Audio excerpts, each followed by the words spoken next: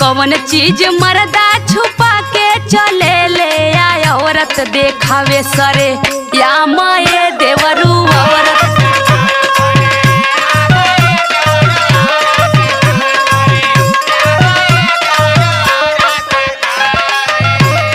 तन की बता के देखावत। अरे भौजी कौन सवाल पूछ देलू भौजी, रुका तने सोचे था भौजी। अच्छा हम जानत रही कि तू सोचे लगबा हो। हाँ समझ में आ गेल भौजी, आ गेल। बताओ तने सुना। बतावा बतावा। हाँ सुना। और परस बाट भौजी जवन मर्दा छुपा के चले,